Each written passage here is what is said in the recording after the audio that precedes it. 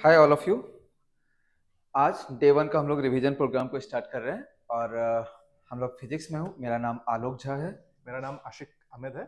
और हम लोग जो है अभी पहला टॉपिक है यूडीएम, उसका रिवीजन आप लोगों के लिए सामने ला कर लेकर के आ रहे हैं। ठीक है, तो यूडीएम आपके डे वन में जो 3 पोर्शंस है उसमें से ये पहला पोर्शन है यूडीएम, सेकंड पोर्शन है काइनेमेटिक्स और थर्ड पोर्शन है वेक्टर।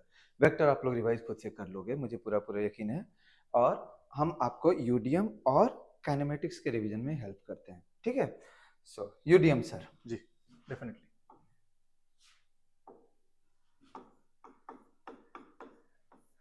आशिक सर जी यूनिट यूनिट वाले पोर्शन से एग्जाम ओरिएंटेड अगर हम लोग बात करें जी। तो एग्जाम में यूनिट से प्रॉपरली क्या कुछ क्वेश्चंस आएगा? यूनिट से आने के चांसेस थोड़े से कम है, उसका मोस्ट मुझे नहीं लगता है सर आएगा। आप तो कह रहे हो कि कम है, कम लेकिन है। नहीं आएगा क्योंकि unit is what just a way of expression the correct, things. हाँ। तो यूनिट में जो अगर आपको 7 बेसिक फंडामेंटल क्वांटिटी जो है बस आपको वो मालूम होनी चाहिए, करेक्ट। है ना? जैसे मास का है केजी, हम्म लेंथ का है मीटर, हम्म। आपको बस वो मालूम होना चाहिए। हम लोग एसआई सिस्टम को यूज करते हैं, सीजीएस सिस्टम को यूज करते हैं। बस करेक्ट। इतना बेसिक एक आइडिया रहे। हाँ। मुझे लगता है इससे ज्यादा इस यूनिट वाले टॉपिक पर बहुत ज्यादा फोकस करने की जरूरत नहीं है, करेक्ट।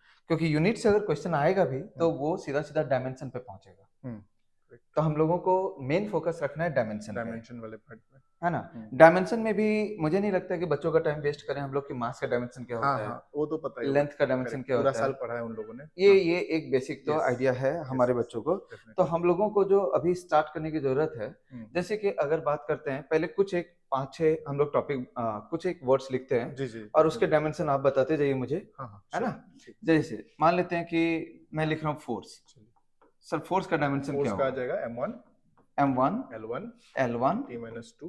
t-2। ये हमें याद रखने की हाँ, जरूरत है? नहीं। नहीं। हाँ है, डेफिनेटली। हाँ ओके। हाँ हाँ। एनर्जी, एनर्जी का डेफिनेट। ठीक है, एनर्जी का आ जाएगा M1 L2 T-2। L2 t-2। Force and energy पक्का याद रखना चाहिए। हाँ, ये तो डेफिनेटली बिल्कुल रखना याद रखना। चाहिए। अच्छा, एनर्जी और वर्क तो सेम ही होगा? हाँ, दोनों का जूल होता है। एनर्जी और वर्क दोनों का यूनिट जूल होता है, जूल कहीं होता कोई दिक्कत नहीं। है, यस। अच्छा, प्रेशर पे हम लोगों को जाना चाहिए? हाँ, प्रेशर पे जाना चाहिए। बिल्कुल याद रखना चाहिए। प्रेशर का लिए प्रेशर अगर इनकेस याद नहीं भी रहता है, फॉर्मूला तो याद ही होगा सबको। सबको याद होना फोर्स पर यूनिट चाहिए, area. Force per unit area. Force तो याद हो ही जाएगा सबका। m1 l1 t1 s2, correct. उसको l2 से डिवाइड करेंगे, करेक्ट। मतलब ये बन जाएगा M1 m1 L-2 l L-1 l-1 T-2। t-2। Correct. आशीष सर आज काफी थक चुके हैं, है ना? हाँ ओके। अच्छा, प्रेशर का जो ये यूनिट हमने बनाया, हाँ ऐसा भी प्रेशर को लेकर के ना हमें एक और भी चीज याद रखना चाहिए, पता है? Surface tension. हाँ, उसका सिमिलर टाइप का कॉन्सेप्ट आता है। हाँ, सरफेस टेंशन। यस। तो देखो, सरफेस टेंशन और प्रेशर का यूनिट जो है वो सेम मत समझ लेना। सरफेस टेंशन होता है अपना F बाई एल, यस। है ना? यहाँ F बाई ए है। सो इसका यूनिट सर हमारा क्या बन जाएगा? इसका हमारा बन जाएगा M1 L1। M1 L L तो कट जाएगा, यस, तो L क्या बन जाएगा? तो 0 बन जाएगा और और T क्या बन जाएगा? T-2 बन जाएगा। T-2 बन जाएगा। करेक्ट। सरफेस टेंशन का तो यही बन गया। यस। ओके। ओके, इसके अलावा सर और कुछ बेसिक क्वांटिटी जो आप बताना चाहेंगे? इसके अलावा हमें जाना चाहिए थोड़ा सा, ये तो मैकेनिक्स वाला पार्ट हो गया, थोड़ा सा हम इलेक्ट्रिसिटी इलेक्ट्रोमैग्नेटिज्म वाले पार्ट में जा सकते हैं। ओके, उसमें भी कुछ बेसिक हमें मालूम होना चाहिए। हाँ, जैसे कि मुझे लगता है चार्ज, चार्ज का। चार्ज का हमें पता होना चाहिए। चार्ज क्या होता है? Charge current into time. Current और टाइम का रिलेशन बनता है उसके तो साथ। मतलब A1 T1 AT। AT, yes. Yes. Okay, अगर हमें चार्ज का याद है, अगर हमें चार्ज का याद है तो हमें लगता है मुझे कि पोटेंशियल सबसे पहला क्वांटिटी होगा जो बच्चे याद करना चाहेंगे। उससे पहले इलेक्ट्रिक फील्ड शायद आएगा। पोटेंशियल वर्क से भी रिलेटेड, हाँ इलेक्ट्रिक फील्ड भी बोल सकते हैं। हाँ, इलेक्ट्रिक तो फील्ड अगर इलेक्ट्रिक फील्ड ही बोलेंगे F तो by F by Q, Q बन जाएगा। करेक्ट। तो यानी कि ये हो गया M1 M1 L1 L1 T-2 by A1 T1। ये हो गया A1 T1। तो ये हम लोग अरेंज कर सकते हैं। हाँ, M अपनी जगह रहेगा, L अपनी जगह रहेगा, A -1 बन जाएगा -1 और T -3 बन जाएगा। -3 बन जाएगा। ठीक है। ओके, अब जैसे कि मान लेते हैं हम लोग इसी तरीके से potential, potential. Electric potential. Potential भी मुझे लगता है आसान ही रहेगा क्योंकि वर्क यानी एनर्जी, करेक्ट। और पोटेंशियल क्या होता है अपना? Work done per unit charge. Correct. तो ऐसे करके हम लोग इसको भी याद रख सकते हैं। तो ML2T-2 M1 है divide by charge AT, correct. ऐसे करके ये लोग बना लेंगे। सेम बना लेंगे। तो हम लोग इलेक्ट्रिक फील्ड पोटेंशियल ये याद हो गया। ओके, इलेक्ट्रिक फील्ड और पोटेंशियल के अलावा हम लोगों को मैग्नेटिक फील्ड का भी ध्यान रखना है। मैग्नेटिक फील्ड का भी रखना ठीक चाहिए। है, मैग्नेटिक फील्ड के लिए कोई एक अच्छा सा इक्वेशन आपको जो मैग्नेटिक ध्यान फील्ड में का हो? तो कई सारा इक्वेशन है, जैसे बायो सेवर्ट से आ जाता है। सर थोड़ा आसान बोला करिए, इतना उसके टफ बाद टफ इक्वेशन बोलते हो, मुझे ही याद नहीं उसके रहता। बाद F equal to Q QVB, V भी याद कर रहे हैं? एक वो भी है, दूसरा क्यू वी भी साइन थीटा होता है, लेकिन साइन थीटा का डायमेंशन तो नहीं, होता वो नहीं तो है, कांस्टेंट हो तो जाएगा। उसको लेने की जरूरत, ये सबसे अच्छा मुझे लगता है, F equal to Q V पर भी। एक और बेटर है, क्योंकि अगर हम फोर्स वाले एक और फॉर्मूले में जाते हैं, कौन जैसे सा? F equal to ILB sine theta, I L B से भी, हाँ वो भी वो यूज भी, कर सकते हैं, F equals to I L B sine theta, हाँ उसमें भी साइन थीटा का कुछ यूनिट करेक्ट, नहीं है, तो आप चाहे इससे निकालो चाहे इससे निकालो। हाँ तो चलो आज सर के ही डिमांड से अगर इससे निकालते हैं बी का हाँ डायमेंशन, फोर्स का हमें पता है yes, M L T minus two by I का ए ए, एल का एल, एल, एल एल खत्म हो जाएगा, हाँ M A minus one T minus two. ये ज्यादा आसान लग रहा है उसके मुकाबले। सर ये भी आसान ही होगा, माना आप इंटेलिजेंट हो, लेकिन ये भी बच्चे कर लेंगे, बच्चे को आप कमा नहीं कर रहे ये हो। M L T minus two, ये बी नहीं, देखो तो, ये वी आएगा शायद, और वी आएगा, वी आएगा, क्यू हो जाएगा एटी, हम्म और ये हो जाएगा L T minus one. Correct, यहाँ पे टर्म ज्यादा आ रहे हैं, यहाँ पे टर्म कम हाँ है। ये मैं एग्री करता हूँ। हाँ सर, अच्छा ये सब कुछ हो गया। हाँ अच्छा इसके अलावा मुझे लगता है कि कुछ कॉम्प्लेक्स है हाँ जिसको कि थोड़ा सा ध्यान में रखना चाहिए। करेक्ट सर, जैसे कि मैं अगर बोलूं आपको एनर्जी डेंसिटी का मालूम होना चाहिए। मैं बोलूं एनर्जी डेंसिटी इंपॉर्टेंट है, energy per unit volume, correct, ठीक है, बच्चे उसको एनर्जी ही मान लेते हैं, नहीं ये एनर्जी डेंसिटी है, एनर्जी पर यूनिट वॉल्यूम है, वेलोसिटी नहीं वॉल्यूम है। वॉल्यूम यस, मतलब ये M L two T minus two by volume है, तो यहाँ एल थ्री हो जाएगा, हो जाएगा, बेसिकली ये बन गया अपना M1 M one L minus one L minus one T minus two, T minus two. और ये प्रेशर से सिमिलर लग रहा है। प्रेशर से सिमिलर है, हाँ बिल्कुल है। डायमेंशनल फॉर्मूला अगर देखेंगे ये हाँ प्रेशर वाला ही बन रहा है। हाँ, तो ये भी एक इम्पोर्टेंट हो गया हाँ कि प्रेशर और एनर्जी डेंसिटी का सेम ही सेम वन। डायमेंशनल फॉर्मूला हो जाएगा। Yes, okay. इसके अलावा मैं एनर्जी डेंसिटी पर क्यों फोकस किया मालूम आपको? क्यों सर? एक इक्वेशन होता है फिजिक्स में, half epsilon naught E square. हाँ इसका कई बार सवाल भी दिखा है मुझे। बहुत बार आपको दिखेगा। Half epsilon naught E square जो है ना, ये एनर्जी डेंसिटी ही है, ओके यस यस, ठीक है। हाँ। अब जैसे कि B square by two mu naught, अब आप बोलोगे ये हाफ, हाफ का तो कोई डायमेंशन नहीं है ना, वो तो आपके एग्जाम में सिर्फ ये देगा epsilon naught E square correct, या B square by mu naught, ये दोनों ही एनर्जी डेंसिटी है, आप डायरेक्टली इससे उसको इक्वेट कर सकते हो। हाँ ये शॉर्टकट बन जाएगा ये बच्चों के शॉर्टकट लिए। है, तो ये मैं सभी को रिकमेंड करूंगा कि एनर्जी डेंसिटी के डायमेंशन को ध्यान में रखो, और ये भी एनर्जी डेंसिटी से मैच करता है, ये भी एनर्जी डेंसिटी से मैच करता है, ठीक है। अच्छा एक और है जो एनर्जी डेंसिटी से नहीं, एनर्जी से मैच करता है, थर्मोडायनामिक्स से। एनर्जी से मैच करता है, हाँ थर्मोडायनामिक्स में, क्या उसमें बोल्ट्जमैन कांस्टेंट आएगा? हाँ बिल्कुल आएगा, हाफ के टी जो होता है, हाफ के टी हाँ ये law of equipartition of energy है, हर एक डिग्री ऑफ फ्रीडम में इतना एनर्जी होता है, तो ये डायरेक्टली एनर्जी के डायमेंशन से मैच करता है। Correct. मतलब केटी का के बी का याद करना अलग से या जरूरी नहीं है, हाँ आप के का ऐसे सोच के टी का ई होता है, Correct. आप ऐसे करके डायरेक्टली याद रखो, हाँ। के टी का ई के बराबर होगा, ठीक। तो ई तो M one L two T minus two. अगर मान लो हमें कहीं पर के का अलग से पूछ लिया तो टी का तो टेम्परेचर है, केल्विन है, केल्विन से डिवाइड कर देंगे, हाँ वहां से भी काम बन जाएगा। यस। तो ये सब कुछ ऐसा है। एक आप बात कर रहे थे ना थोड़ी देर पहले एप्सिलॉन और म्यू नॉट, हाँ एक वो वाला रिलेशन भी, अगर स्पीड ऑफ लाइट वाला, क्या बोल रहे थे आप उस वक्त? C equal 1 by root over mu naught into epsilon naught, ठीक है, तो अगर हम लोग इसको भी ध्यान में रखें, हाँ। तो म्यू नॉट एप्सिलॉन नॉट को हम लोग 1 बाय सी स्क्वायर लिख सकते हैं। करेक्ट, और सी मतलब क्या होता है? Velocity of light, Velocity of velocity ही तो है, हाँ। तो यानी एल टी माइनस वन, यानी ऊपर कर लेंगे तो ये हो जाएगा एल माइनस टू और टी टू, यस है ना। दोनों में से अगर एक भी पता होगा तो हम इसको तो use दूसरा करके निकाल दूसरा लेंगे, निकाल सकते हैं। दूसरा निकाल। अब कोई एक अगर हमसे पूछ ले और दूसरा पता ना हो, तब कैसे करेंगे? तो आपने अभी जो बताया उसका यूज कर सकते हैं, एक तो ये हमारे पास, ये है, इससे या निकाल फिर सकते हैं। उनको बेसिक्स वाला फॉर्मूला लगाना होगा, जैसे एप्सिलॉन नॉट देखने को मिलता है हमें कूलम्ब्स लॉ में, कूलम्ब्स लॉ में, तो बिल्कुल कूलम्ब्स सही लॉ है। को अप्लाई करना होगा। तो सर का कहना है कि F इज इक्वल्स टू, जो हम लोग लिखते हैं 1 by 4 pi epsilon naught Q1 Q2 by R square, यहाँ से हम लोग एप्सिलॉन नॉट को इजीली निकाल सकते हैं। करेक्ट, ठीक है। अगर हमें म्यू नॉट का ही अलग से पूछ लिया जाए, हाँ तब एक काम ही कर सकते हैं, म्यू नॉट को निकालने के लिए हम बायो सेवर्ट लॉ यूज कर सकते हैं, बिल्कुल कर सकते हैं, लेकिन वो लेंदी हो जाएगा लग रहा है थोड़ा सा होगा, लेकिन कर पाएंगे ये लोग। हाँ। तो mu naught by 4 pi I D L, a length ही है डी एल, वो तो लिखने का तरीका है, I D L sine theta by R square, तो इसका तो कोई डायमेंशन है नहीं, तो साइन कट ही थीटा जाएगा यहाँ से, हाँ ये यस यस डीएल का भी एल है आर का भी एल है तो यहाँ से ये म्यू नॉट को ये लोग निकाल लेंगे आराम से तो वो भी एक तरीका है वो भी हो तो जाएगा। ये कुछ ऐसे टर्म्स थे जिसका डायमेंशन इन्हें ध्यान में रखना चाहिए करेक्ट, डेफिनेटली। ठीक है अच्छा डायमेंशन से रिलेटेड और जो क्वेश्चंस बनते हैं जैसे कि डायमेंशनल एनालिसिस जी। खास करके मान लेते हैं कि कोई एक इक्वेशन दे दे और वो इक्वेशन के एक्यूरेसी को हमें चेक करना है कि ये इक्वेशन करेक्ट है या नहीं तो उसमें हमें मेनली क्या क्या सब पॉइंट्स को ध्यान में रखना पड़ता है डायमेंशनल एक्यूरेसी के लिए जैसे कि एक्सपोनेंशियल फंक्शन उसका डायमेंशन उसका डायमेंशन नहीं होता हाँ। Sinusoidal function trigonometric function correct, उसके लिए नहीं होते। नहीं होता लॉगरिथमिक फंक्शन उसके लिए भी नहीं होते। नहीं होता तो ये सब जैसे मैंने बोला ट्रिगोनोमेट्रिक फंक्शन एक्सपोनेंशियल फंक्शन हम्म। एक्सपोनेंशियल और लॉगरिथमिक तो एक ही हो एक ही गया हो गया दोनों। तो इन ये दो फंक्शन को एटलीस्ट हमें याद रखना चाहिए है ना उनका डायमेंशन होता ही नहीं है करेक्ट मतलब अगर कहीं पर साइन थीटा आ गया साइन के अंदर में चाहे जो भी हो पूरा पूरा डायमेंशन लेस ही होगा correct E raise to power कुछ भी हो ई रेस टू पावर के अंदर में जो भी आ गया all together they are dimensionless यानी उनका डायरेक्टली इक्वल हो जाएगा m0 l0 t0 हाँ टोटल और एक होमोजेनिटी को तो फॉलो करेगा ही हाँ वो तो डेफिनेटली इक्वेशन हमेशा होमोजेनिटी को फॉलो करना चाहिए तो जैसे कि अगर हम लोगों ने आज एक इक्वेशन लिया जैसे मैं आपको एक इक्वेशन दे रहा हूँ जी बोलिए।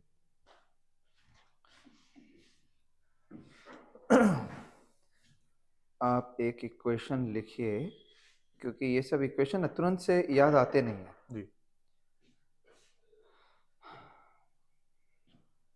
लिखिए P equal to P equal A by B log bx square bx square plus C log के अंदर में पूरा पूरा वो ब्रैकेट में ये पूरा है ना साथ में? हाँ P stands for pressure P है हमारे पास प्रेशर है ना हमें जो है वहाँ डायमेंशन बताना है A by B का A का B का जो भी है ये सब टर्म्स का ओके तो अगर हम इसका देखने जाए ये तो डायमेंशनलेस हो जाएगा बिल्कुल सही है x तो आई थिंक डिस्टेंस के फॉर्म में लेना होगा शायद। x डिस्टेंस है x को हमें डिस्टेंस बोलना पड़ेगा यहाँ पे x डिस्टेंस है वो दिया हुआ है हाँ। हम लोग सबसे पहले c के डायमेंशन के बारे में क्या सोचते हैं c के लिए हम ये कह सकते हैं कि b का तो हमें पता नहीं है नहीं मैं c के बारे में अगर मैं बोलूं तो log के अंदर का सारा फंक्शन तो डायमेंशनलेस होगा तो c भी डायमेंशनलेस हो जाना चाहिए बिल्कुल क्योंकि ये दोनों तो एडिशन के फॉर्म में है करेक्ट और ये दोनों का ऑल टुगेदर होमोजेनिटी के अकॉर्डिंग c का डायमेंशन और bx स्क्वायर का डायमेंशन सेम है सेम होगा और इसके अंदर ऑल टुगेदर कोई डायमेंशन करेक्ट तो c का डायमेंशन कितना बन गया तब ये इसका तो 0 हो गया फिर yes m0 l0 t0 correct dimensionless बन गया ये अब इस हिसाब से bx स्क्वायर का भी डायमेंशन क्या बन जाएगा तब इसका कॉम्बिनेशन जो आएगा bx स्क्वायर का वो बन जाएगा m0 L0 t0 अब इस हिसाब से हम लोग b का निकाल सकते हैं क्योंकि x स्क्वायर को हम l2 लिख सकते हैं हाँ और ये तो इधर सबका कंबाइन 1 लिख सकते हैं हम लोग यस तो b के लिए हम लोग लिख पाएंगे l-1 l-2 सॉरी l-2 हो जाएगा ये यस l-2 ये बन जाएगा l-2 ठीक है हाँ ओके b का मिल गया हमें b का मिल गया अब हमारा ये बाहर में क्या है a by b अब अभी इसका काम हो गया खाली इसके ऊपर फोकस करेंगे अभी हम हाँ क्योंकि log तो डायमेंशनलेस है हाँ। p stands for pressure correct तो प्रेशर का डायमेंशन और a by b का डायमेंशन कंबाइन कर देंगे से इक्वल होना चाहिए ठीक है अब इसको डायरेक्टली क्रॉस मल्टीप्लाई कर सकते हैं a का निकालना है b का हमें मिल चुका है हाँ तो p into b भी कर सकते हैं p into b कर देते हैं बिल्कुल प्रेशर का थोड़ी देर पहले हम लोगों ने निकाला जो कि होगा Yes. m1 l-1 t-2 और b का हमें मिल रहा है l-2 तो a का हमें मिल जाएगा m1 l-3 t-2 ये हाँ। a का मिल गया ठीक है तो ये इस टाइप का क्वेश्चन हमारे एग्जाम में आ सकता है ठीक है तुम्हें बस ध्यान में रखने की जरूरत है लॉग वाले फंक्शन डायमेंशन लेस होते हैं एक्सपोनेंशियल फंक्शन डायमेंशन लेस होते हैं ट्रिगोनोमेट्रिक फंक्शन भी डायमेंशन लेस होते हैं ठीक है ओके डायमेंशनल एनालिसिस से रिलेटेड हम लोग जो है एक और भी बता सकते हैं कि किसी भी एक पर्टिकुलर यूनिट को या एक क्वांटिटी को किसी दूसरे के टर्म में अगर हमें एक्सप्रेस करना हो जैसे मान लेते हैं मास को ही एक्सप्रेस करना है फोर्स लेंथ टाइम ऐसा वाला टाइप का ठीक है आपने मुझे एक क्वेश्चन बताया था बड़ा अच्छा सा सरफेस टेंशन जिसमें आई थिंक इन्वॉल्व यस आप करेक्ट बोल रहे हैं मुझे वो वाला क्वेश्चन एग्जैक्टली याद नहीं है क्या था वो क्वेश्चन मुझे भी लग रहा है आई थिंक उसमें ये था कि आपने क्लास में भी करवाया ये हाँ ये काफी टाइम हो गया इस क्वेश्चन को कराए एनर्जी दिया था मेरे ख्याल से वेलोसिटी दिया था जी वेलोसिटी और टाइम दिया था और इन तीनों के रेस्पेक्ट में हमें पूछा गया था कि सरफेस टेंशन एस या फिर सिग्मा जो भी बच्चों ने याद किया, जो भी एस सिंबल, ऐसे ही याद किया, सिग्मा लिख करके कंफ्यूज नहीं करते। ठीक है, हाँ एस एस, जो है उसका रिलेशन कैसा बनेगा। बिल्कुल। तो ये सरफेस टेंशन को तुम्हें इनके टर्म्स में एक्सप्रेस करने के लिए सीखना है। तो एक बात का पहले यहाँ पे ध्यान दो, कभी भी एग्जाम में अगर ऐसे एक क्वांटिटी को दूसरे में एक्सप्रेस करने के लिए दे, तो हम सिर्फ और सिर्फ तभी ये काम कर सकते हैं जब ये गिवन क्वांटिटी इनके मल्टीप्लिकेशन के फॉर्म में एक्सप्रेस किया जा सके। अगर ये एनर्जी, वेलोसिटी और टाइम के प्लस या माइनस के फॉर्म में एक्सप्रेस हो सकता है, तो हम कभी भी इस क्वेश्चन को सॉल्व नहीं कर सकते हैं बाय यूजिंग डायमेंशनल एनालिसिस। तो ये तभी सिर्फ सॉल्व होगा जब सरफेस टेंशन को हम इनके प्रोडक्ट के फॉर्म में एक्सप्रेस कर पाए। मतलब S को अगर हमें एक्सप्रेस करना है ना, तो E into V into T के कुछ पावर्स, उससे कोई दिक्कत नहीं है। Yes. ठीक है, तो सबसे पहला इक्वेशन सर हम लोग क्या बनाएंगे? सबसे पहले हम बना सकते हैं कि S प्रोपोर्शनल कर सकते हैं, proportional to E raise to power कुछ भी A मान लेते ए हैं, मान लेते हैं, V raise to power B B, और T raise to power C कर सकते समझ में आ रहा है? सारे के सारे एक दूसरे के प्रोडक्ट फॉर्म में है।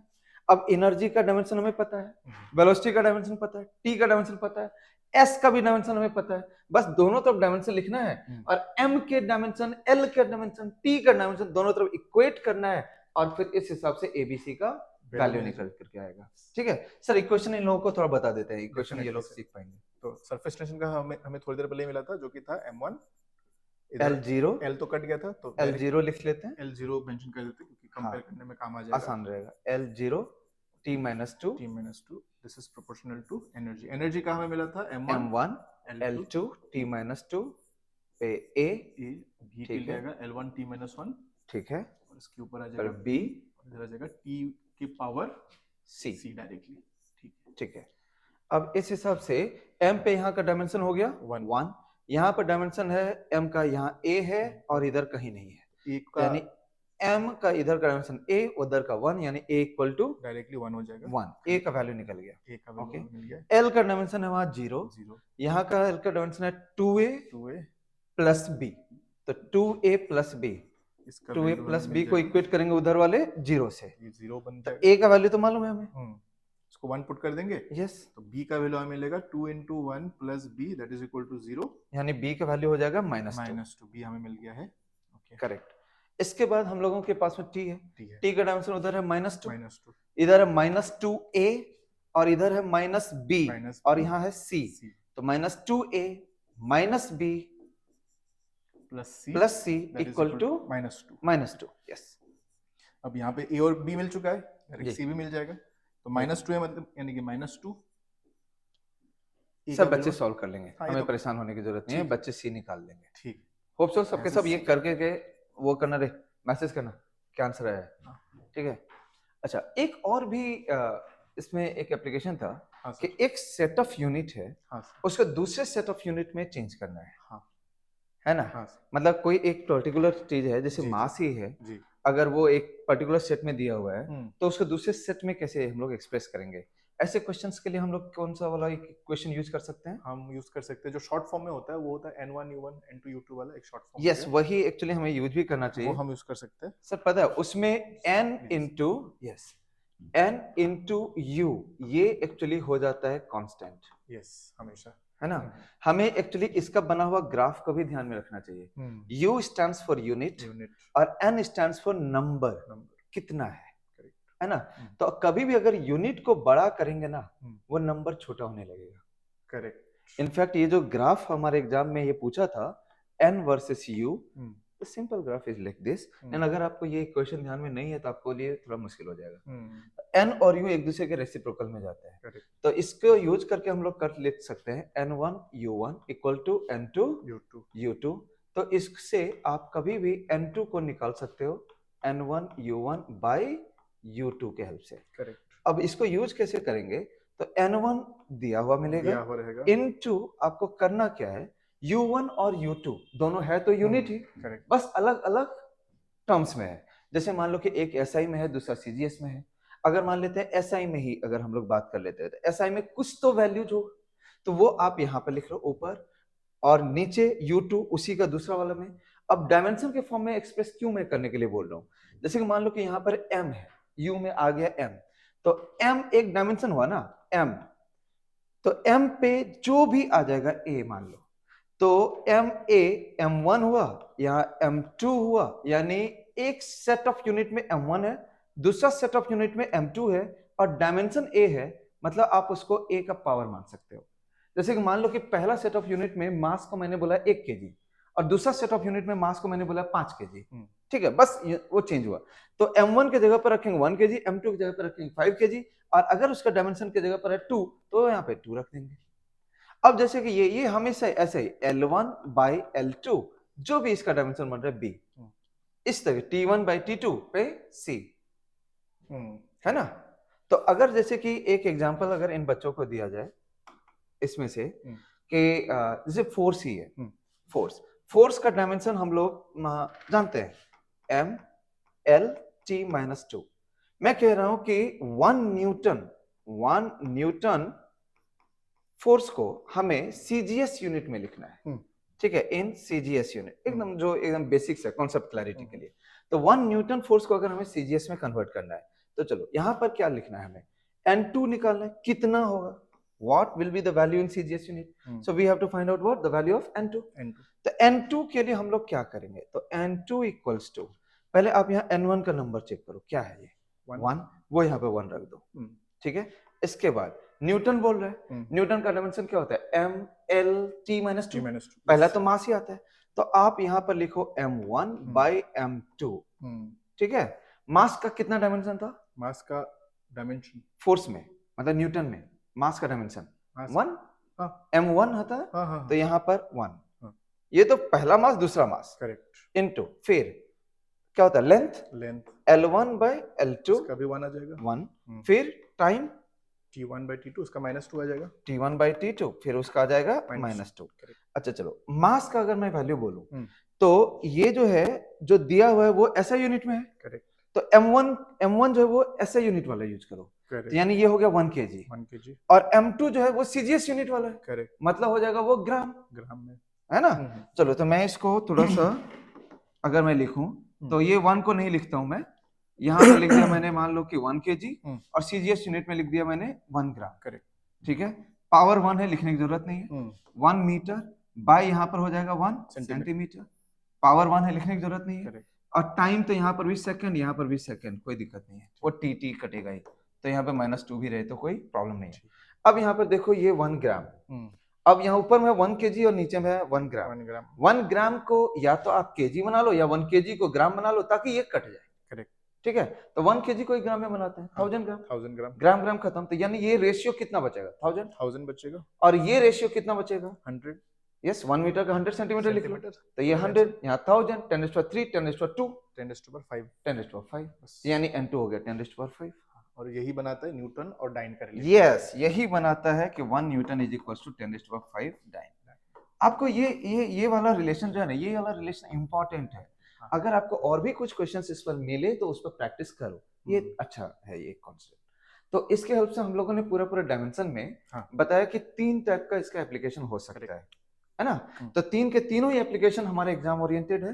उसमें से सबसे पहला वाला जो था equational accuracy, that was the most important. वो वहां से बहुत सवाल बनते हैं। आज 2015-16 का टाइम था, जब वो याद है आपको, E²/2 एप्सिलॉन नॉट H के टर्म्स में डायमेंशन बनाओ, प्लैंक्स कांस्टेंट के टर्म्स में बनाओ। मैं ये नहीं कहूंगा कि वो इंपॉर्टेंट नहीं है, एक बार देख लो। यस, बट रिसेंटली अब वैसे क्वेश्चंस नहीं देखे जा रहे हैं। हाँ, करेक्ट, है ना, आजकल थोड़ा सिंपल कर दिया, थोड़ा सा उस पार्ट को सिंपल किया है। ठीक है, बट यस, उस पर भी जैसे प्लैंक्स कांस्टेंट है, उस पर भी 1-2 क्वेश्चन करके रखो। ठीक है, इंपॉर्टेंट। ओके, तो ये हो गया पार्ट अपना डायमेंशन का। अब डायमेंशन के बाद ना सर हम लोग मूव करने वाले हैं एरर वाला पार्ट। और एरर पे अगर मूव करना है तो एरर में पहले तो जो भी वैल्यू हम लोग मेजर करेंगे, है ना, उधर से जो भी वैल्यू हम लोग मेजर करेंगे, ये हो गया एरर,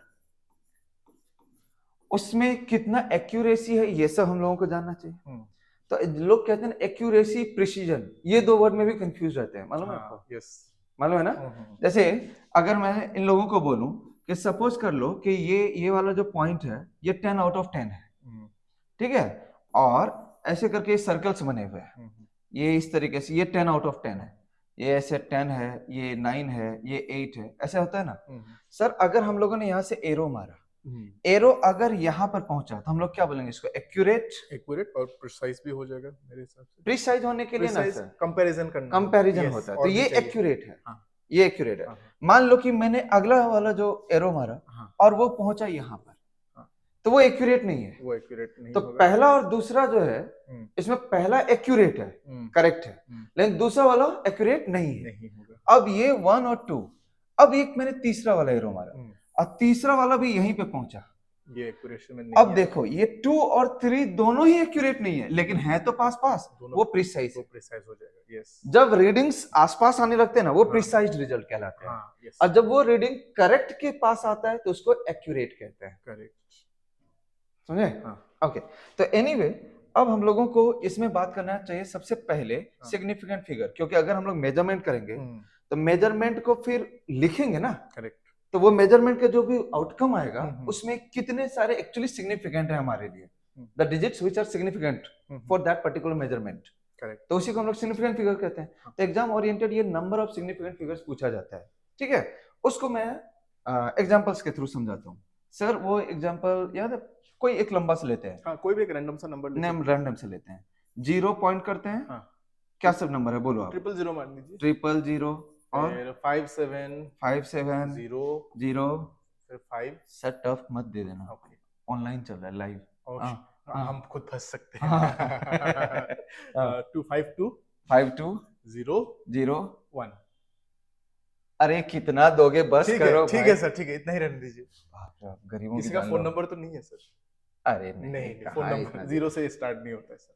अच्छा हाँ चलो, इतने लंबे से नंबर में हाँ सर। ये देखो स्टार्टिंग वाले जो होते हैं इसको हम लोग कहते हैं leading zeros. Yes leading zeros, leading zeros are non significant, correct. क्योंकि ये बेसिकली यूनिट कन्वर्सन को इंडिकेट करता है, हम्म, तो दे आर नॉन सिग्निफिकेंट, ये आपको पहले ध्यान में रखना है। Correct. All the leading zero, starting में जितने भी जीरो जाएंगे, ठीक है, आपको स्टार्टिंग ही करना है कहाँ से, नॉन जीरो वाले नॉन part जीरो वाले डिजिट से। तो ये हो गया पहला, फिर दूसरा, फिर ये है, फिर ये है, ये सब जितने भी नॉन जीरोज हैं वो सब के सब सिग्निफिकेंट है। लेकिन इसमें एक जीरो को देखो जो बीच में आ रहा है, ये वाला, करेक्ट। तो जब भी दो नॉन जीरो के बीच में एक जीरो आया ना, वो भी सिग्निफिकेंट, सिग्निफिकेंट हो जाएगा। ठीक है। हाँ, ओके, ये तो हो ही गया। हाँ, अब कंफ्यूजन आता है इसका, इसका क्या, इसको हम लोग कहते हैं trailing zeros. Trailing zero, trailing zeros को लेकर के कंफ्यूजन रहता है, हमें नहीं होना चाहिए, हम नीट वालों को उतना परेशान नहीं करता, क्योंकि हमारे लिए ट्रेलिंग जीरोज भी सिग्निफिकेंट होते हैं। यस हाँ, अगर इसी में कॉम्प्लेक्सिटी बना दें कि वो ट्रेलिंग जीरोज हैं लेकिन हमने मेजर नहीं किया, then only it will be non significant. Unit conversion से आएगा तो वो नॉन सिग्निफिकेंट होगा, लेकिन हमें वैसा नहीं देगा। तो for us trailing zeros are also significant. तो टोटल हो गए 6। Yes 6 number. ठीक है सर, इसको आपने मुझे इतना लंबा दिया था,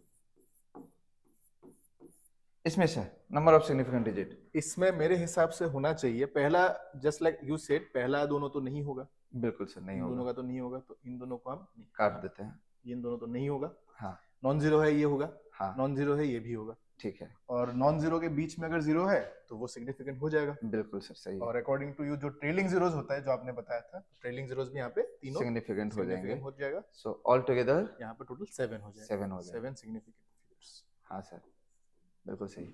सर पता है अगर हम लोग इन्हीं नंबर्स को ऐसे ना लिख करके अगर कुछ ऐसे करके फॉर्म में एक्सप्रेस करें, जैसे 5.60 0 इंटू 10⁻12 ऐसे करके अगर कुछ एक्सप्रेस करें, तो इसमें ये वाले जो पार्ट है वो कभी भी सिग्निफिकेंट फिगर्स में काउंट नहीं होते, कभी नहीं आते वो। हाँ, और इसका एक नाम भी होता है जिसको हम बोलते हैं order of magnitude. Correct, order of magnitude अभी भी बताने वाला हूँ। हाँ। तो इन्हें इनका कोई सिग्निफिकेंस नहीं है क्योंकि ये अपना मेजर्ड नहीं है, और ये सिर्फ और सिर्फ यूनिट कन्वर्सन का रिजल्ट है। हम लोगों को काउंट करना पड़ेगा सिर्फ इसके थ्रू, और इसमें पहला ही नॉन जीरो है, बाकी ट्रेलिंग जीरो जी है, तो यानी इसका नंबर ऑफ सिग्निफिकेंट फिगर्स होंगे 3। बिल्कुल करेक्ट है, ठीक है।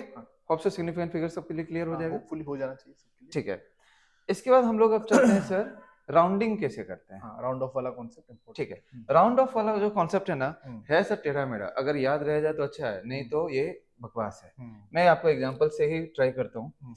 जैसे मान लो कि मैंने नंबर दिया है 3 4 6 2, एक नंबर है, इसको 3 डिजिट में राउंड ऑफ करना है, 3 डिजिट में।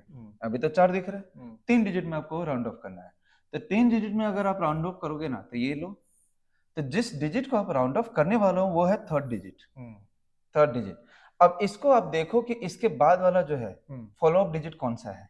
तो अगर ये follow up digit less than 5 है, करेक्ट, तो इसका कोई इफेक्ट इस पर नहीं पड़ेगा, वो एज इट इज रह जाएगा, एज इट इज रहेगा। इसको अगर 3 डिजिट तक लेकर के आएंगे तो ये 3 4 6 ही रहेगा, ठीक है। अब यहाँ पर एक कंफ्यूजन आता है, वो कंफ्यूजन ये है कि 3 4 6 तो हुआ, लेकिन पहले वैल्यू कितना था, 3462। 3 डिजिट में तो हम लेकर के आ गए, लेकिन अब तो वैल्यू हो गया 346। करेक्ट, आपको नहीं, पहले 1000 अब 100, दोनों वैल्यू इक्वल कैसे हुआ? 10 गुना राउंड ऑफ करना है, हाँ, हमें उसका वैल्यू को चेंज नहीं करना है। Correct. तो हमने राउंड ऑफ कर लिया, लेकिन अब इसके आगे जीरो नहीं लगा सकता हूं, क्योंकि अगर जीरो लगाया तो वो जीरो ट्रेलिंग जीरो में काउंट हो जाएगा ना, हाँ, तो 4 सिग्निफिकेंट, तब तो फिर ये नहीं हुआ। करेक्ट, समझ में आया? तो हम लोग वहां पे जीरो नहीं लगा सकते हैं, और हमें इसको 1000 में ही लिखना है। तो उसके लिए हम लोग क्या करेंगे, इतना इंटू 10⁻1 लिख देंगे। तो ये ऑटोमेटिक इनसिग्निफिकेंट भी हो गया। यस, या फिर आपको इसी को लिखना है तो 3.46 इंटू 10⁻3 भी लिख सकते हैं, ऐसे भी हो जाएगा, है ना। ये एक तरीका है। ओके, चलिए फिर से अब देखते हैं। 3 4 6 8 है सर, इसको 3 डिजिट तक लेकर के आना है, बताइए। तो यहाँ पे तो 3 4 तो आ जाएगा, 3 4 आ गया। अब 6 को राउंड ऑफ करना है, यानी ये फॉलो जो डिजिट को कर रहा है 5 से ज्यादा आ रहा है, 5 से ज्यादा है, तो यानी यहाँ पर आएगा +1 यानी कि 7 7 इंटू 10⁻1 करना पड़ेगा, या आप इसको कन्वर्ट करके 3.47 इंटू 10⁻3 बन जाएगा। ओके, अभी सर अगर मान लो मैंने यहाँ पर, ये तो आसान था, ये फॉलो डिजिट 5 से बड़ा हो या 5 से छोटा है। अगर मान लेते हैं अब 3 4 6 है और यहाँ पर है 5, तो अब 3 4 6 5, अगर ऐसा वाला एक डिजिट आ जाए, अब ये 5 पर आकर के हम लोग फंस जाते हैं, है ना। ये 5, क्योंकि अब 5 का क्या करें। तब जब भी 5 को राउंड ऑफ मारना हो ना, तो आपको क्या देखना है कि कौन से टाइप के डिजिट को आप राउंड ऑफ मार रहे हो, ये ऑड या इवन है। अगर ये इवन है, अगर ये इवन है तो आपको इसे कुछ नहीं करना, एज इट इज छोड़ दो, इंटू 10⁻1 लिख दो, ठीक है। लेकिन अगर यहीं पर मान लो 3 4 6 की जगह मान लो 7 होता और यहाँ 5 होता, तो अभी ये ऑड है, अभी इसका इंक्रीमेंट हो जाएगा 3 4 8 इंटू 10⁻1 हो जाएगा। ऑड में +1 करना है, इवन को एज इट इज। यस, अगर ये फॉलो कर रहा है किसको, 5 को, करेक्ट, ठीक है ना। ओके, इसमें आप एक चीज और भी ध्यान में रख सकते हो। सपोज कर लो कि 3 4 आगे है 6 5 और 1 है यहाँ पर, मतलब ये तो देखो इस बार तो ये कैसा इवन नंबर है, ये क्या ऐसा नंबर है, इवन नंबर है। अभी आपको 3 डिजिट में ही लेकर के आना है। तो अब ये 6 को फॉलो कौन कर रहा है, 5। अब हम लोग ये 5 को भी फॉलो अप डिजिट को देखेंगे, तो अगर 5 को कोई भी नॉन जीरो डिजिट अगर फॉलो कर रहा है, अगर 5 को कोई भी नॉन जीरो, यहाँ पर 1 हो 2 हो 3 हो 4 हो, मतलब नहीं है। अगर हमें ये 6 को राउंड ऑफ करना है और उसको वो फॉलो कर रहा है 5 को, और 5 के बाद भी अगर है कोई, तो फिर इसको इंक्रीमेंट करना पड़ेगा, +1 हो जाएगा। 3 4 7 इंटू 10⁻1 नहीं 2 हो लिखना पड़ेगा यहाँ 5। अच्छा हाँ, 5 डिजिट हो गया ना अभी, हाँ यस 2 हो जाएगा, समझे। हाँ ठीक है।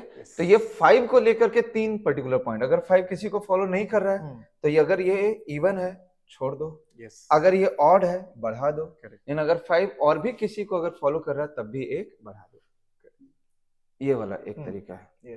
ठीक है, चलिए इसके बाद हम लोग बात करते हैं, ये जब सिग्निफिकेंट फिगर हो गया, अभी एरर्स में आना है, ने एक ऑर्डर ऑफ मैग्नीट्यूड के ऊपर भी बात कर लेते हैं। हाँ, ठीक है। ऑर्डर ऑफ मैग्नीट्यूड के लिए आपको किसी भी नंबर को, जैसे 1 2 3 5 6 7 जो भी है ये, इसे आपको जो है इस तरीके से एक्सप्रेस करना है, a into 10⁻n, a into 10⁻n। लेकिन बात यहाँ पर ये है कि ऑर्डर ऑफ मैग्नीट्यूड कहते हैं हम लोग n को, लेकिन उसमें के लिए ये a कितना, ये a को कितना रखना पड़ेगा, एक रेंज आना चाहिए, एक रेंज में होता है। a का रेंज जो होगा ना वो 5 से छोटा होना चाहिए, लेस देन इक्वल टू नहीं है, हम्म, और मोर देन इक्वल टू होगा 0.5। 0.5, यस, 0.5 से ये बड़ा हो सकता है और 5 से छोटा। छोटा हो सकता ठीक है, अब जैसे कि ऊपर वाला ही नंबर है, है। तो ऊपर वाला नंबर में अगर मान लो कि मैंने इसको, सोचो कितने जीरो, 1 2 3 4 5 6, कितनी चीजों में मैं लिख सकता हूँ आपको मैं बता रहा हूँ, और आपको ऑप्शन करेक्ट करना है। ठीक, 0.123567 इंटू 10⁻6 एक हो गया। दूसरा 1.2357 इंटू 10⁻5, या फिर 12.3567 इंटू 10⁻4। देखो तीन ऑप्शन दिया मैंने आपको। करेक्ट। अब इस तीन में से यही सेम ही नंबर है, तीनों तरीके से लिखा हाँ, हुआ, हाँ। कौन सा वाले ऑप्शन पे आप जाओगे? इसके लिए हमें जाना पड़ेगा जो रूल कहता है। रूल कहता है कि जो ये नंबर है इसका वैल्यू लाई करना चाहिए 5 और 0.5 के बीच में। हाँ, और यहाँ पे एक ही नंबर दिख रहा है जो कि है ये वाला, सेकंड वाला, तो ये बिल्कुल हमारा सही। करेक्ट होगा। क्योंकि ये 0.5 से छोटा पड़ गया हाँ, और ये 5 से बड़ा हो गया, बड़ा हो गया। तो ये वाला हमारा करेक्ट आंसर हो यस, तो इसका ऑर्डर ऑफ मैग्नीट्यूड आ जाएगा 5। जाएगा। करेक्ट, ठीक है, ठीक है। Okay, so order of magnitude भी क्लियर है। हाँ, डन है। इसके बाद अब हम लोगों को मूव करना चाहिए एरर वाले एरर पार्ट। वाले पार्ट में। ओके, एरर वाले पार्ट में सर एरर दो टाइप का हो सकता है, बड़ा एरर, एक छोटा error। एरर। अगर एरर बड़ा है तो हमारे से पढ़ने की कोई जरूरत नहीं है, वो बचपन में बच्चे पढ़ चुके हैं। कोई भी चीज का फाइनल वैल्यू होता है, उसका इनिशियल वैल्यू होता है, करेक्ट, और final value minus initial value. अगर एरर लार्ज है तो, अगर in case of large error मतलब मोर देन 6%, लाइक 8%, 10%, 20%, ऐसे वाले केसेस में अगर एरर बड़ा है तो वैसे केस में आपको सिर्फ और सिर्फ एरर को अगर लिखना है, परसेंटेज एरर, तो इक्वल्स टू फाइनल वैल्यू लिखना है, माइनस करना है इनिशियल वैल्यू को, बाय करना है इनिशियल वैल्यू को, इनटू कर देना है 100%। करेक्ट। इसके अलावा आपको कुछ नहीं करना है। ठीक है, जैसे कि मैं अगर बोलूं, कोई किसी ने बोला कि वेलोसिटी को 10% हमने बढ़ा दिया, बताओ मोमेंटम कितना परसेंट बढ़ेगा? तो मोमेंटम और वेलोसिटी का हमें रिलेशन देखना डायरेक्ट पता है, तो मोमेंटम जो p इक्वल्स टू mv, तो p directly proportional to v, तो ये तो बड़ा ही आसान हो गया। Correct. तो v में अगर 10% का चेंजिंग हुआ तो मोमेंटम में कितना परसेंटेज होगा? तो पावर सेम है, तो ये क्वेश्चन तो शायद बिना किसी फॉर्मूले के बोलेगा कि मोमेंटम में भी 10% का ही चेंजिंग आएगा, क्योंकि डायरेक्टली हो गया ना। तो यहाँ पे भी पावर 1, यहाँ पर भी पावर 1, तो ऐसे में अगर वेलोसिटी को हमने 10% बढ़ाया तो मोमेंटम भी 10% ही बढ़ेगा। लेकिन अब सोचो कि अगर वेलोसिटी में 10% बढ़ाया है और उसने पूछा काइनेटिक एनर्जी में कितना परसेंट चेंजिंग आएगा, फिर तो हमें लिखना पड़ेगा k equals to half m v square. तब तो यहाँ पर k directly proportional to v square हो जाएगा।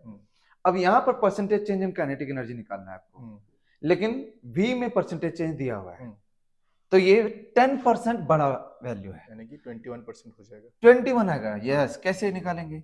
तो हम लोगों को delta k by k into 100 करना पड़ेगा। करेक्ट।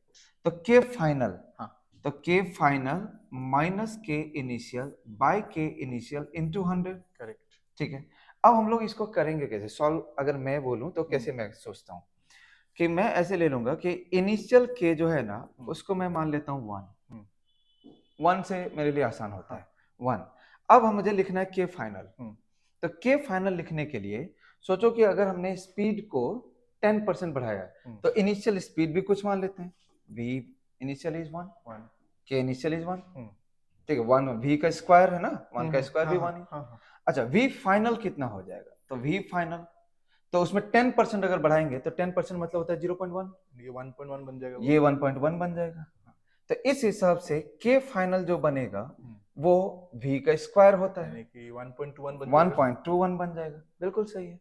अब इस हिसाब से यहाँ पर मैं रख दूंगा 1.21 माइनस 1 बाई 1 इंटू 100, तो यानी ये बन गया 21%। तो हम लोग इसको इस तरीके से डील करेंगे। तो लार्ज एरर के केस में हमें एक्सटर्नली कुछ और सीखने की जरूरत नहीं है, जो बचपन से सीखा है वही काफी है। ओके, अब हम लोगों को बात करना है स्मॉल एरर के बारे में। स्मॉल एरर में भी खास करके हमें बात करना चाहिए उस फंक्शंस में जो कि प्रोडक्ट के फॉर्म में है।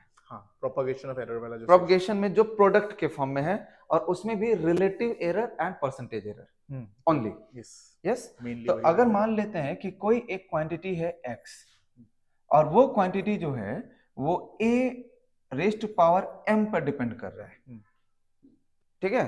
लेकिन अब ये कह रहा है कि if a changes by 1%, then by what percent x will change? Then by what percent x will change? अगर ऐसा है तो अब यहाँ पर देखो आप परसेंटेज को, ये तो मच बिलो 6% है, आप इसको स्मॉल एरर के कैटेगरी में रखोगे।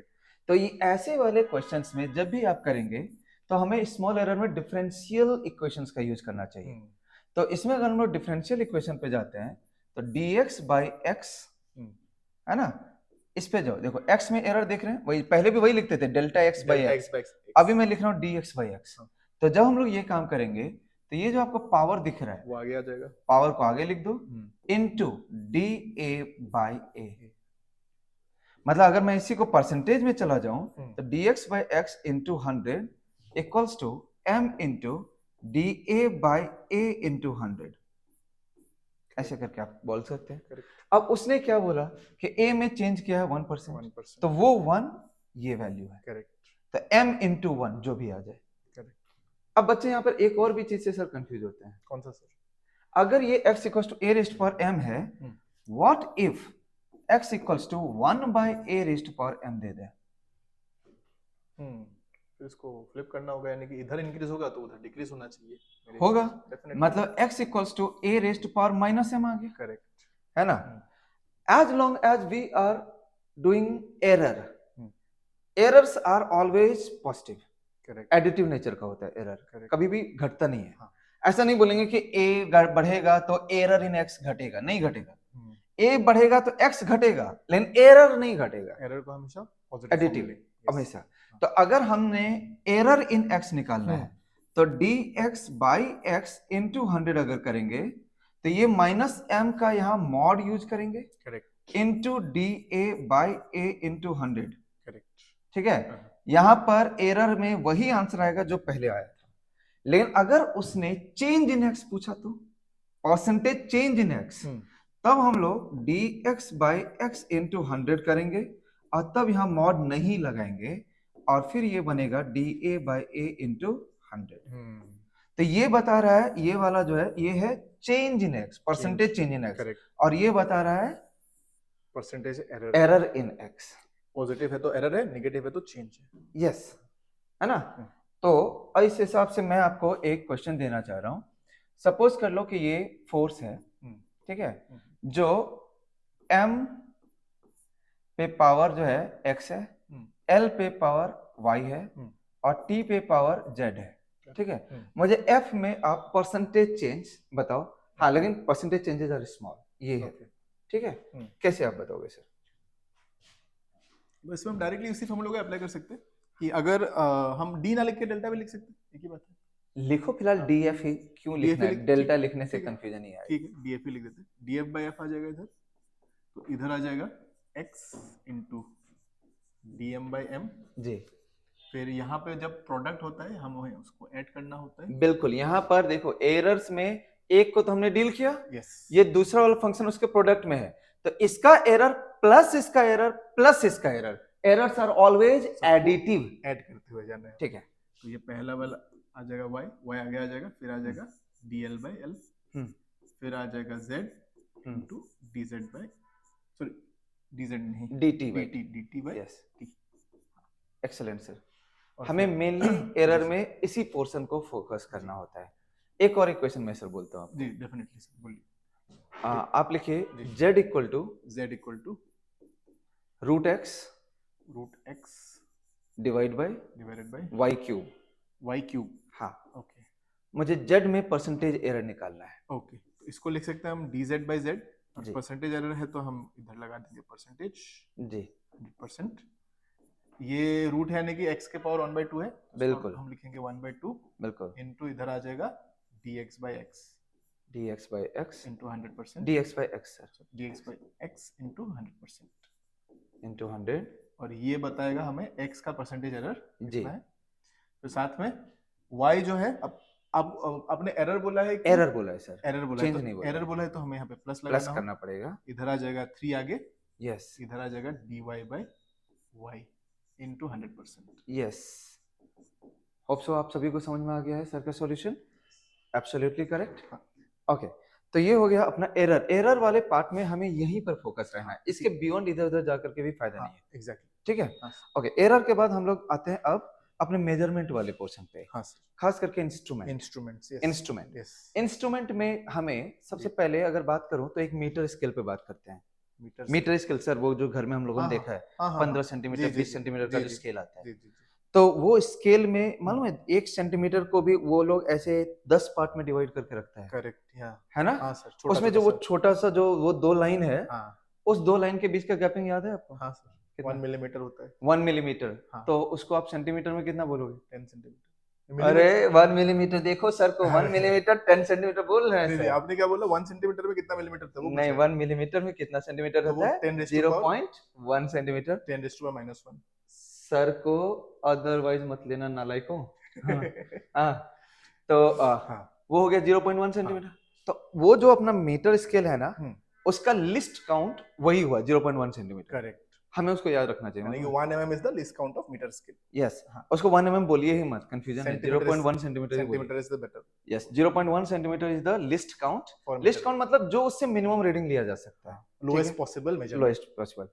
अब हम लोगों को मेनली जो यहाँ पे फोकस करना है वो है vernier caliper and screw gauge, है ना? Vernier caliper and screw gauge. Sir vernier caliper का कोई डायग्राम मिल सकता है? कुछ डायग्राम तो होना चाहिए, देखते हैं। एक रफ सा स्केच जिसका वैसे हमारे पास ये है फिलहाल के लिए। वर्नियर कैलिपर का तो ये डायग्राम, ये तो उसका रीडिंग का हो गया। रीडिंग का हो गया। ऐसा और कोई जो वर्नियर कैलिपर का डायग्राम मुझे दिखाए? वर्नियर कैलिपर का डायग्राम तो एज सच होगा सर डेस्कटॉप पे। वो सर थोड़ा लिंक जैसा खुलता है। एक सेकंड, मैं ट्राई करता हूँ उसको निकालने का। ये छोड़िए ना। हाँ, जैसे ये रह गया, ये वर्नियर कैलिपर। हमें इनके लिंक से कोई लेना देना नहीं है।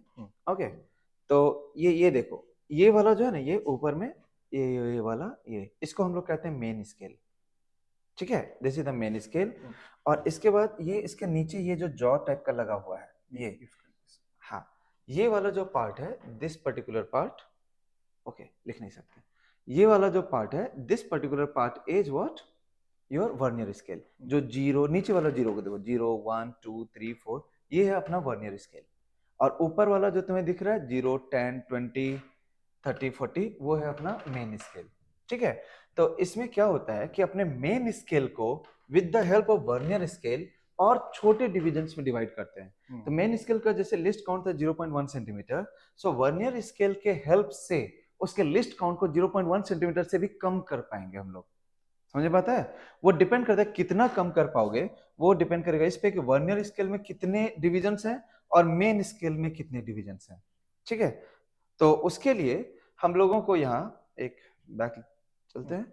ओके, तो हम लोगों को यहाँ पर एक इक्वेशन को लिखना है, वो है least count equal to 1 MSD minus 1 VSD। Simple sir. Least count जो होता है वो 1 मेन स्केल डिवीजन और 1 वर्नियर स्केल डिवीजन का डिफरेंस है। हम लोग बात कर रहे हैं वर्नियर कैलिपर का, ध्यान में रखना। अगर फॉर एग्जांपल बात कर रहा हूं कि अगर मान लो कि वर्नियर स्केल में 10 डिविजन्स हैं, 10 डिविजन्स, और मेन स्केल में ये मैच कर रहा है 8 डिवीजन के साथ। 10 division exactly matches with 8 divisions. अगर मान लो ऐसा है, तो ये 8 डिवीजन ऑफ MSD है और ये 10 डिवीजन ऑफ VSD है। ठीक है, तो हम लोगों को ये लिस्ट काउंट अगर निकालना है तो पहले ये एक इक्वेशन बनाओ, 10 division VSD equal to 8 division MSD। So इस हिसाब से 1 VSD इक्वल्स टू कितना हो गया?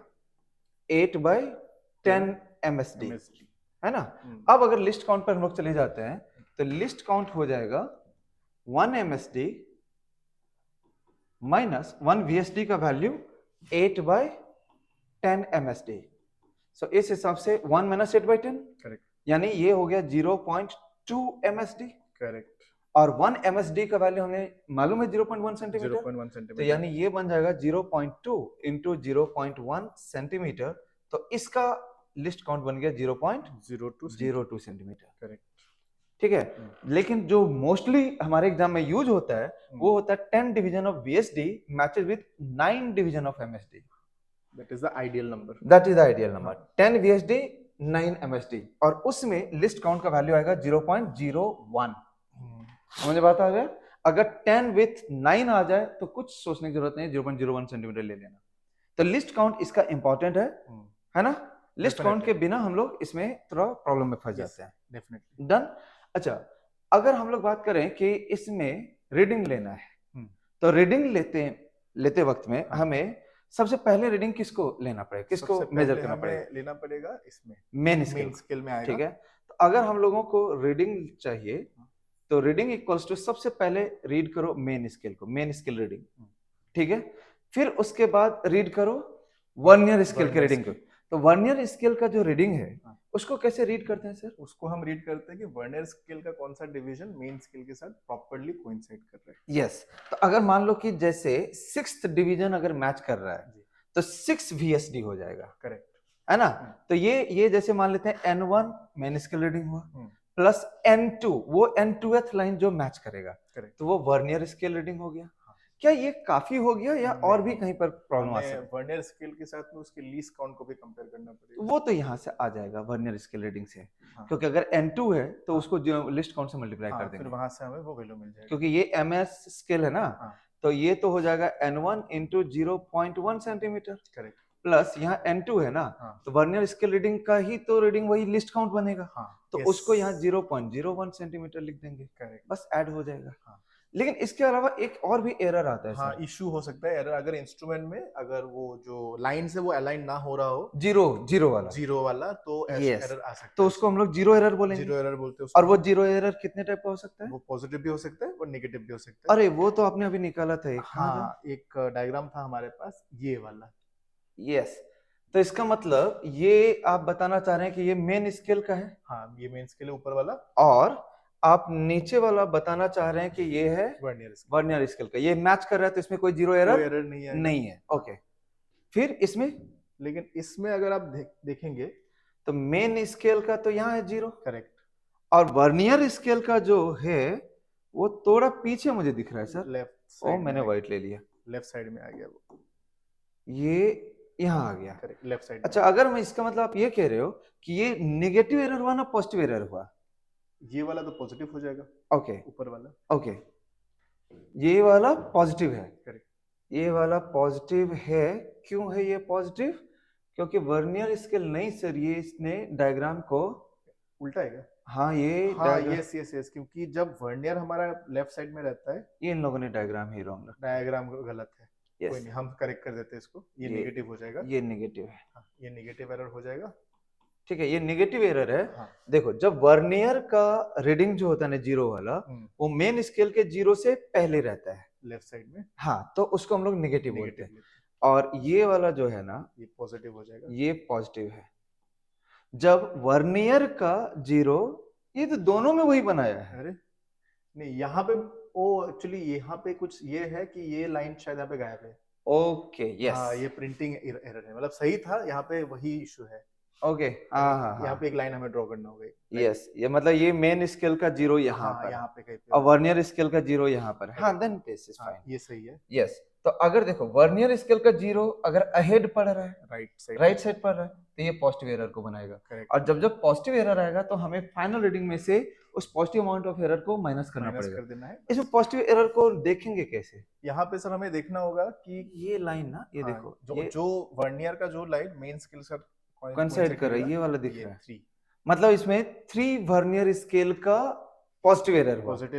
अब पॉजिटिव एरर को हमेशा हम लोग लीस्ट काउंट के साथ मल्टीप्लाई करेंगे और माइनस करेंगे। ऑब्वियसली ये वर्नियर स्केल का साथ एरर आ रहा है, तो लिस्ट काउंट के साथ में, तो इसको फाइनल रीडिंग में से प्लस या माइनस? पॉजिटिव को माइनस करेंगे, ओके, और नेगेटिव को हम प्लस करेंगे। अच्छा, नेगेटिव को कैसे पहचाना? क्योंकि वर्नियर स्केल का 0 लेफ्ट में, लेफ्ट की तरफ है, मेन स्केल से लेफ्ट की तरफ। यस, मतलब वर्नियर स्केल के 0 से ही पकड़ना है। अगर वर्नियर स्केल का 0 राइट में है तो पॉजिटिव, अगर वर्नियर स्केल का 0 लेफ्ट में है तो नेगेटिव। इसको हम प्लस एक्स माइनस एक्स से ऐसे करके हम लोग देख सकते हैं। यस, और नेगेटिव एरर को भी ऐसे कोइंसाइडिंग वाले से चेक करेंगे। हाँ, यहाँ पे दिख रहा है ये 8th वाला, और फिर इतना वैल्यू को इसमें प्लस कर देंगे, यानी 8 into 0.01, 8 into लीस्ट काउंट और इसको हम ऐड, नेगेटिव है तो हम उसको ऐड कर देंगे यस मेन रीडिंग के साथ। यस। तो that's all about this vernier caliper. That's it. सबको समझ में आ गया हाँ, होगा? ओके चलो, तो अब हम लोग बात कर रहे हैं किसके? स्क्रू गेज के बारे में। स्क्रू गेज के बारे में। स्क्रू नेक्स्ट गेज पेज के ही ले लिए, लेते हैं। स्क्रू गेज के लिए हाँ हाँ, तो स्क्रू गेज में भी तो ऐसा ही कुछ वर्नियर टाइप का ही तो है। करेक्ट। उसमें भी दो स्केल्स बने हुए हैं। हाँ एक मेन स्केल है बना हुआ, करेक्ट और उसमें लेकिन एक सर्कुलर स्केल है, करेक्ट है ना? उसमें एक सर्कुलर स्केल, स्केल रहता और वो सर्कुलर स्केल पे बहुत सारे डिवीजन से बने हुए। है। करेक्ट। इसमें लिस्ट काउंट होगा, लेकिन तरीका 1 MSD - 1 VSD वाला नहीं होगा, इसमें नहीं होगा। हाँ। इसमें आपको ध्यान से समझना, ये स्क्रू गेज है, इसमें 1 MSD - 1 VSD नहीं करते हैं। यस वो सिर्फ और सिर्फ वर्नियर कैलिपर के लिए एप्लीकेबल है। इसका लिस्ट काउंट अगर तुम्हें निकालना है तो पहले मेन स्केल के एक रीडिंग, यानी ये जिसको हम लोग list count of main scale कहते हैं, 0.1 सेंटीमीटर, अगर वो है तो वो वाला वैल्यू को हमें चेक कर लेना है, जो भी है लेट इट बी L। और मान लेते हैं ये सर्कुलर स्केल पर n डिविजन्स हैं। अगर इस पर n डिविजन्स हैं तो मतलब ये हुआ कि इसके एक डिवीजन को हमने n डिविजन्स में डिवाइड किया है। वो डिपेंड इवन पिच पर भी करेगा। हाँ। अगर हम लोगों ने यहाँ पे सर्कल को ऐसे रोटेट किया ना, अगर इसको रोटेट किया और इसके रोटेशन से ये एक डिवीजन का मूवमेंट आया मान लो, तो अगर इसको रोटेट किया और यहाँ एक डिवीजन का मूवमेंट आया, तो इसी एक डिवीजन को हम लोग लिस्ट काउंट भी कहेंगे, या नहीं तो इसको पिच भी कह सकते हैं। तो इसके इस पिच को अगर हम लोग सिंपली P लिख दें और नंबर ऑफ डिविजन्स को N लिख दें, तो बेसिकली इसका जो लिस्ट काउंट होता है वो pitch value by number of divisions होता है। यहाँ पर बहुत सारे बच्चे पिच को समझ भी जाते हैं और बहुत सारे नहीं भी समझते हैं। पिच के साथ में प्रॉब्लम क्या है कि पिच वर्ड जो है ना, वो एक रोटेशन से जनरेट होगा। करेक्ट। जैसे मान लो इसको एक रोटेशन दिया और यहाँ पर 3 रीडिंग पास कर गया, तो मतलब पिच की जगह पर हम लोग 3 मेन स्केल डिवीजन बोलेंगे। अगर इसको एक रोटेशन दिया और यहाँ पर रोटेशन देने से यहाँ पे 5 डिवीजन क्रॉस कर गया, तो हम लोग बोलेंगे पिच का value 5 division of main scale. तो पहले यहाँ पर पिच का वैल्यू क्वेश्चन को पढ़ करके, ये एक कंफ्यूजिंग वर्ड होता है। अरे हम लोग पेन का कैप घुमाते हैं ना, रे पेन का कैप घुमाओ, एक रोटेशन देखो और देखो कितना सा बड़ा, जो डिस्टेंस वो ट्रेवल करता है ना लीनियर डायमेंशन में, उसी को पिच कहते हैं। तो पिच को नंबर ऑफ वो सर्कुलर स्केल में जो जितने भी डिवीजन है, number of division over circular scale, उससे डिवाइड कर दो, लिस्ट काउंट मिल जाएगा। एंड यहाँ यही इंपॉर्टेंट है। हालांकि एक और बात है जो जेई पॉइंट ऑफ व्यू से इंपॉर्टेंट है। जेई पॉइंट ऑफ व्यू से सर एक इंपॉर्टेंट है, ये जो सर्कल है, अब यहाँ पर मान लो कि ये 0 है, ये 0 आपको 0 दिख रहा है, लेकिन यहाँ पर जो सामने है वो यहाँ पर जो 2 डिजिट आपको दिख रहा है, मान लो यहाँ पर एक ये 0 है और एक मान लेते हैं 45 है। ठीक है, बाय अज्यूमिंग कि इस पर टोटल 50 डिवीजन है। तो अभी इसको हम लोग पॉजिटिव एरर में काउंट करेंगे या नेगेटिव एरर में? ये थोड़ा सा कंफ्यूजिंग है। हाँ सर, क्योंकि एक में तो होगा कि आपका 0 विजिबल रहेगा और एक केस में हो सकता है कि 0 विजिबल ना रहे, यानी मेन स्केल के 0 की बात कर रहा हूँ। मेन स्केल का 0 एक केस में विजिबल रहेगा, एक में नहीं रहेगा। तो जब हमारा ये 0 नीचे की तरफ होगा, यानी कि सर्कुलर स्केल का, इसको आई थिंक हम लोग नेगेटिव मानते थे। ठीक है, यहाँ पर फिर से मैं आपको करेक्ट करता हूँ। जी सर। इसका रोटेशन हमेशा एंटी क्लॉकवाइज लेना है, रोटेशन के हिसाब से उसको हमें लेना है। यस। ओके, यानी कि इसमें पिछली बार की तरह 0 का पोजीशन नहीं आएगा, इसमें रोटेशन के हिसाब से। हाँ, तो जैसे कि अगर हम लोग इसको रोटेट करेंगे, हाँ, मतलब आपका आंसर सही है, लेकिन वो कॉन्सेप्ट कैसे देखना है, रोटेशन के हिसाब से। तो जब इसको रोटेट करेंगे तो ये देखो, ये 0 इस पॉइंट पर आएगा। हाँ, मतलब ये 0 उससे पीछे लेफ्ट में है, जिसको हम लोगों ने वहां पर लेफ्ट बोला था। तो 0 इज बिहाइंड। अगर सर्कुलर स्केल का 0 मेन स्केल के 0 से बिहाइंड पड़ता है, क्योंकि अगर इसको हम लोगों ने एंटी क्लॉकवाइज रोटेट करना है, तो this 0 will go towards that 0, so this 0 is behind. Correct. तो ऐसे में इसको हम लोग नेगेटिव 0 एरर कहेंगे। 0 is trailing 0, yes, trailing 0 are negative, yes, समझ में आ रहा है? और वहीं पर अगर ये 45 इधर होता मान लो, तो अगर 45 इधर होता तो दिस 0 इसका मतलब ऑलरेडी पास कर चुका है। जैसे कि अगर हम ऐसे बनाएं, 0 बढ़ चुका है ऑलरेडी। हाँ, अगर मान लेते हैं यहाँ पर 45 है, तो इसका मतलब 0 यहाँ है, क्योंकि उसको होना चाहिए था यहाँ पे, आगे बढ़ चुका है, यानी कि वो एरर। तो यहाँ पर ये 0 जो है वो लीडिंग 0 में काउंट हो जाएगा और वो पॉजिटिव 0 एरर, और वहां से एरर को हमें इस केस में माइनस करना, और यहाँ पे उसको हमें ऐड करना होगा। यस। तो दोनों केसेस में अगर पॉजिटिव एरर है उसको हमेशा माइनस करना है, बिल्कुल, चाहे स्क्रू गेज हो चाहे वो वर्नियर हो, यस और निगेटिव को दोनों के केस में हमेशा ऐड करना है। यस, ठीक है। चलो, तो ये था अपना पूरा का पूरा revision for UDM. Hope so तुम्हें इसके थ्रू जाने पर थोड़ा जल्दी समझ में आ जाए और तुम्हें इसका जरूर फायदा मिलेगा। एक बार देख लेना, अगर किसी को कुछ भी कमेंट करना है लाइक इसमें और ये वाला पर्टिकुलर पार्ट को और एक्सप्लेन कर दीजिए, तो हो सकता है हम लोग नेक्स्ट वीडियो में उसको ले लेंगे, और नहीं तो हम लोगों से डायरेक्टली आकर के मिल लो। ठीक है, चलो, थैंक यू गाइस।